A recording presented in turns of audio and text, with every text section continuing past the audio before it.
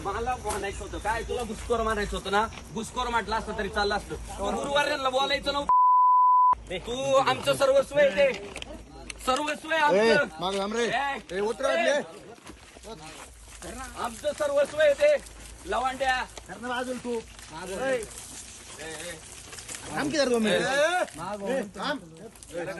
लवांड्या, तू परत गुरुवार्यांना जर बोलला ना, तू लक्षात ठेव, आम्हाला काय भिडायचंय ते भीड. लवांड्या आमचे आईबाप आहे ते आमचं सर्वस्व आहे. ए लवांड्या, सर्वस्व आहे आमचं ते. राष्ट्रवादी काँग्रेस पार्टी शरद पवार गटाचे प्रवक्ते विकास लवंडे यांनी वारकरी संप्रदायातील 21 लोकांची, ज्यांची नावं ते घुसखोर असल्याचं म्हणतायत, अशी यादी एक प्रसिद्ध केली. त्यानंतर नव्या वादाला तोंड फुटलं. हिंदुत्ववादी कीर्तनकार संग्रामबापू भंडारे यांनी थेट विकास लवंडे यांना गाठलं आणि त्यांच्यावरती शाई फेकली. आणि या शाई फेकीनंतर नवा वाद आता निर्माण झालाय. आपल्यासोबत स्वतः बापू आहेत. बापू, त्या दिवशी आपण पाहिले जो काही प्रकार घडला, त्यानंतर अनेक चर्चांना उधाण आलंय. त्यानंतर बापू कुठे गेले होते, काय करत होते, अनेकांना प्रश्न पडलेत. त्या दिवशी नक्की काय घडलं होतं, काय सांगाल? नाही, त्याने एक 20-22 दिवसांपूर्वी जे आपल्या वारकरी संप्रदायाची ज्यांनी मनोभावे सेवा केली, आयुष्य समर्पित केलं, अशा लोकांनाच घुसखोर जेव्हा म्हटला, तेव्हा महाराष्ट्रभर तीव्र संताप निर्माण झाला होता. स्वतः लवंडेच सांगत होता प्रत्येक वेळी की मला खूप फोन येतात, मला धमक्या येतात. अरे त्या धमक्या नव्हत्या, तो संताप होता, मनस्ताप झाला होता लोकांना. ते सहन होत नव्हतं की अरे ज्यांनी एवढ्या निष्ठेने सेवा केली त्यांना तू घुसखोर म्हणतोय. म्हणजे तो श्रद्धेवर घातलेला घाला होता, भक्तीवर घातलेला घाला होता, आणि त्याचा सगळेच शोध घेत आहेत. योगा मला तो त्या दिवशी सापडला आणि आम्ही शाही त्याच्यावर ओतली, निषेध व्यक्त केला. व्हिडिओमध्ये दिसतं की तुमच्यासोबत अन्य काही लोक सुद्धा होते, गोरक्षक होते, तुम्ही सुद्धा त्यांच्यावरती शाई ओतली. व्हिडिओमध्ये स्पष्ट दिसते. त्यांनी असा आरोप केला की तुम्ही त्यांना पिस्तूल लावलं, मारहाण झाली. नक्की काय घडलं होतं? तुम्ही खरंच पिस्तूल लावली तर खरंच मारहाण झाली? मी शाई ओतली त्या दिवसापासून सांगतो की लवांडेला पिस्तूल लावायची गरज नाहीये. पिस्तूल सोडा, ते दिवाळीला लहान मुलं नाही का असे टिकली घालून ते वाजवतात त्या बंदूकमध्ये, त्याची सुद्धा गरज नाही हो लावांडेला. त्याला कशाला पिस्तूल पाहिजे? हे बाकी सगळे जे होते ना, तुम्ही म्हणताय ना, ते हिंदू होते आणि तो हिंदूंचा सगळा संताप होता. त्या हिंदूंनी निषेध व्यक्त केला. लोक आम्हाला नावं ठेवताय की बापू अरे त्याला शाई कशाला ओतली, त्याला मारायला पाहिजे होता, तुडवायला पाहिजे होता, डांबर वाचायला पाहिजे होतं त्याच्यावर. इतका लोकांमध्ये संताप आहे या लवांडेबद्दल. त्याने मागे शिवभक्त जेव्हा तिथे प्रार्थना करत होते शिवरायांची, त्याने ते पोरं हाकलून लावण्याचा प्रयत्न केला. त्या धारकऱ्यांना तो आतंकवादी म्हणाला. म्हणजे प्रचंड मोठा असंतोष आहे या व्यक्तीबद्दल. तो आम्ही शाई टाकल्यानंतर ते जे सगळं पसरलं एवढं महाराष्ट्रभर ना, त्याचं कारणच ते की ह्या व्यक्तीवर काही बरं, त्याच्यावर आपण निवेदनं दिली, त्याच्यावर आपण गुन्हे दाखल केले, सगळ्या बाजूंनी केले, पण तो पळवाटा शोधत होता. त्याने आवरलं पाहिजे स्वतःला. हे बघा, अभिव्यक्ती स्वातंत्र्य दिलंय म्हणजे आपण असत्य पसरवायचं किंवा समाजामध्ये द्वेष पसरवायचा, कुणाचं तरी खच्चीकरण करायचं, असं त्याचा अर्थ नाही. शरद पवार साहेब जेव्हा म्हटले की 60% प्रतिगामी लोकांनी घुसखोरी केली असं म्हटलं, त्यांनी व्यक्तिगत नाव घेतलं का कोणाचं? त्यांनी एक विचार मांडला. याला लगेच गुडघ्याला बाशिंग बांधून लगेच मग मी यादीच तयार करतो. कशासाठी? तू कोण आहे? म्हणजे पोलिस तूच झाला, वकील तूच झाला, न्यायाधीश तूच झाला. मग त्याला अशा प्रसंगाला सामोरे जावं लागलं. आणि मला खूप अभिनंदनाचे फोन काय येत आहेत, त्याला तो काय म्हणत होता, मला धमक्यांचे फोन येत आहे. मग संग्राम बापू भंडारेला अभिनंदनाचे फोन काय येत आहे, बापू जे केलं ते बरोबर केलं, आम्ही तुमच्या सोबत आहे, आम्हाला सांगा अजून पुढं काय करायचंय. वारकरी संप्रदायामध्ये हिंसा चालत नाही, परंतु तुम्ही जी कृती केली त्याच्यामध्ये हिंसा दिसते. आणि तुम्ही जी कृती केली ती योग्य होती का? तुम्ही तुमच्या भूमिकेवरती ठाम आहे का? होय, मी शाई फेकच केली. हे बघा, वारकरी संप्रदाय हा एकांगी नाहीये. वारकरी संप्रदाय हा फार व्यापक विचाराचा आहे. सध्या जो नेरेटिव्ह सेट करायचा प्रयत्न चाललाय की वारकरी संप्रदाय फारच एक गालात मारली तर दुसरा गाल पुढं करतो आणि कसंही वागा आमच्याशी, आम्ही चांगलेच, असं नाहीये.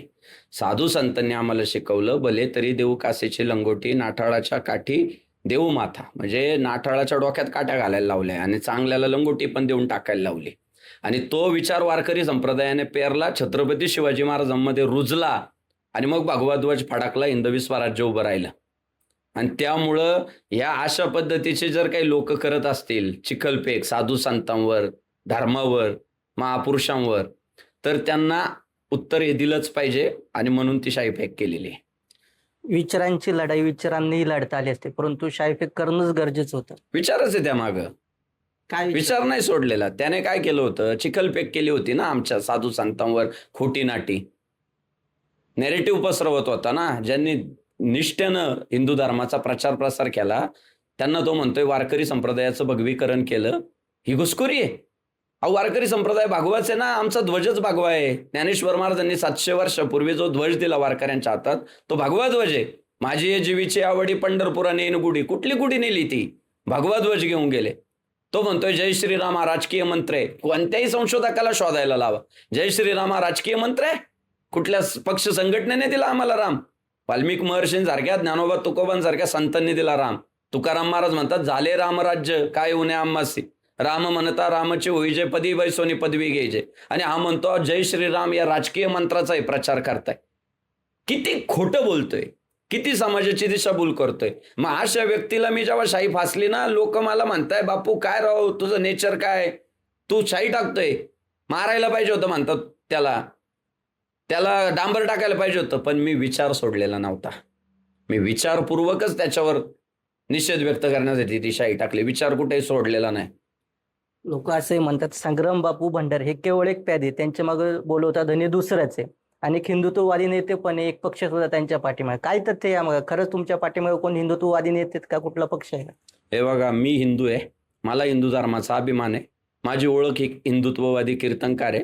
अरे मग जेवढ्यांना हिंदुत्वाचा अभिमान आहे, जेवढे स्वतःला हिंदुत्ववादी समजता, ते आपोआपच एका भावाला सहकार्य करणार ना, त्याच्या पाठीशी उभं राहणार ना.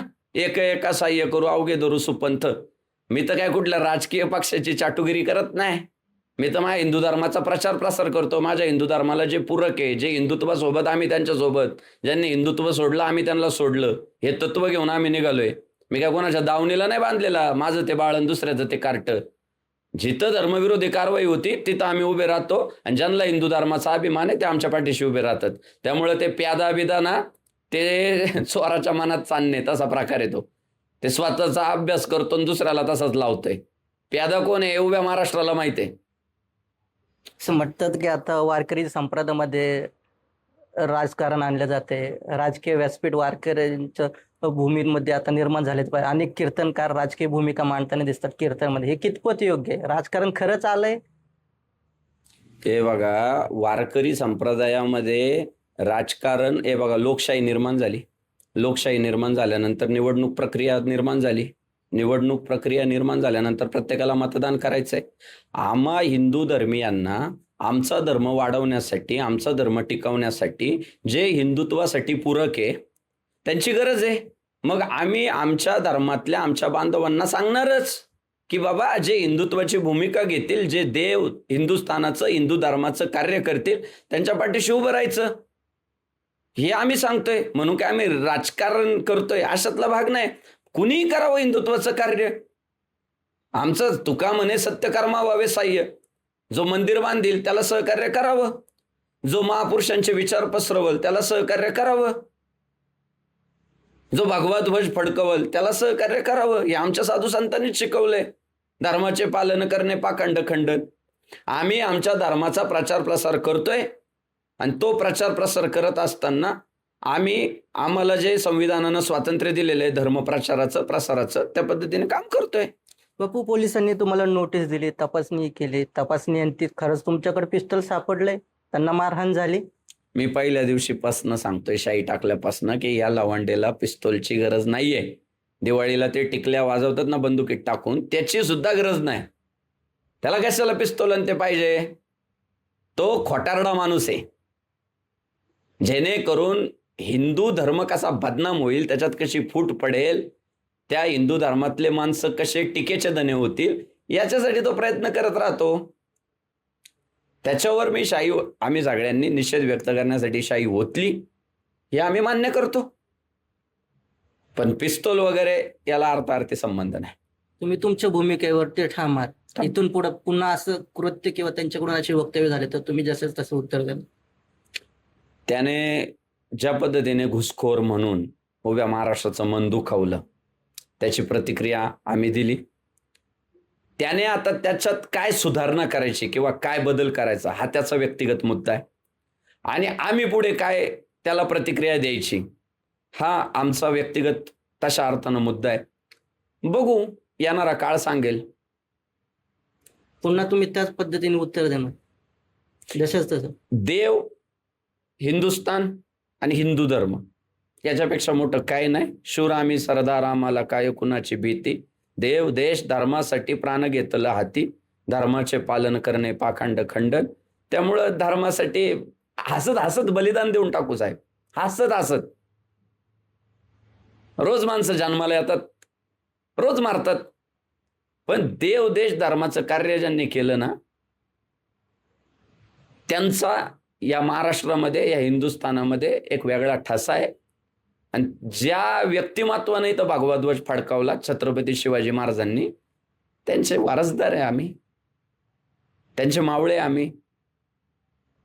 आणि त्यांनी जी शिकवण दिली, हे हिंदवी स्वराज्य व्हावे ही तो श्रींची इच्छा.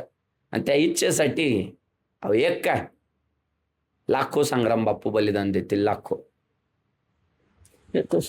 संग्राम बापू भंडारे यांनी NDTV मराठीशी आपलं मत मांडलंय.